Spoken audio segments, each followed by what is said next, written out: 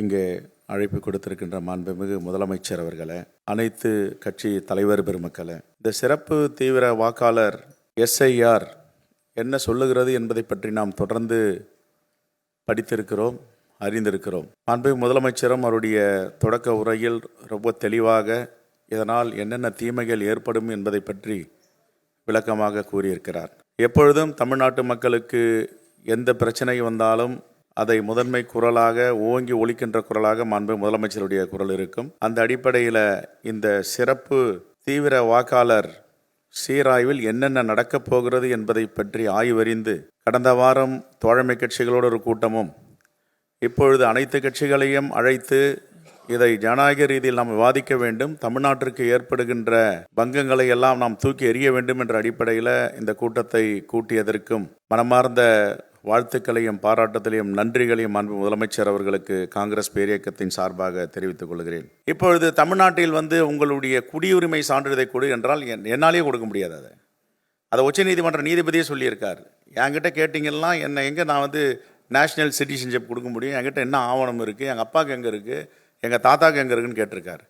அப்படி என்றால் இவர்கள் என்னென்ன தவறுகள் செய்கிறார்கள் அவரே மாட்டிக்கொண்டு இருக்கிறார்கள். அப்போ ஒன்று மட்டும் தெளிவாக தெரியுது, எப்படி மகாராஷ்டிராவில் திடீரென்று 90 லட்சம் வாக்காளர்களை 5 மாத இடைவெளியில் சேர்த்தாங்களோ, மகாதேவபுரத்தில் பார்த்தீங்கன்னா 5 சட்டமன்ற தொகுதியில் படுதோல்வி அடைந்து வருகிறார்கள். 6வது சட்டமன்றத்தில் 1,80,000 வாக்குகள் வித்தியாசத்தில் வெற்றி பெறுகிறார்கள். அதை ஆய்வு செய்யும் பொழுது பத்திரிகையாளர் சந்திப்பில் ராகுல் காந்தி அவர்கள் ரொம்ப தெளிவாக சொன்னார், இது எப்படியெல்லாம் அந்த வாக்கு திருட்டை நவீன முறையில் தேர்தல் ஆணையமும் பிஜேபியும் செய்கிறது என்று.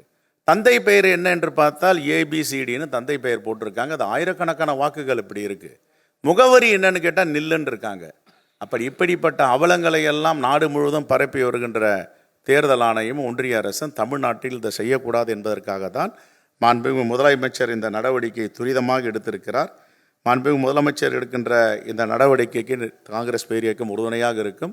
இரண்டாவதாக, இப்பொழுது இவர்கள் 4ஆம் தேதி நவம்பரிலிருந்து டிசம்பர் 4ஆம் தேதி ஒரு மாதத்தில் முடிக்க வேண்டும் என்றால் பருவ மழைக்காலங்கள் தொடங்க இருக்கின்றன. நம்முடைய மாநகராட்சி அதிகாரிகள், அரசு அதிகாரிகள், வருவாய்த்துறை அதிகாரிகள் எல்லாம் இந்த வெள்ள மீட்பு, அவர்களுக்கு நிவாரணம், இந்த பணிகளில் இருப்பார்கள்.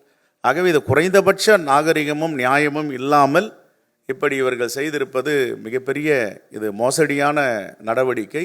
இங்கேயும் நியாயமாக சுதந்திரமாக ஜனநாயக அடிப்படையில் வெற்றி பெற முடியாது என்பதால் குறுக்கு வழியில் எப்படியெல்லாம் தேர்தல் ஆணையத்தை பயன்படுத்தி வெற்றி பெறலாம் என்று பாஜக முயற்சி செய்து கொண்டிருக்கிறது. அதற்கும் தமிழ்நாட்டினுடைய உரிமையெல்லாம் தாரை வார்த்து கொடுத்தவர்கள் இப்பொழுது மீண்டும் வாக்கு அதிகாரத்தையும் வாக்குரிமையும் அரசியலமைப்பு சட்டத்தின் பால் பெற்றுக் கொடுத்த உரிமைகளை அவர்கள் எடுப்பதற்கு உறுதுணையாக இருக்கிறார்கள். ஆகவே மாண்புமிகு முதலமைச்சர் எடுக்கின்ற இந்த நடவடிக்கைக்கு காங்கிரஸ் பேரியக்கம் உறுதுணையாக இருக்கும். நன்றி.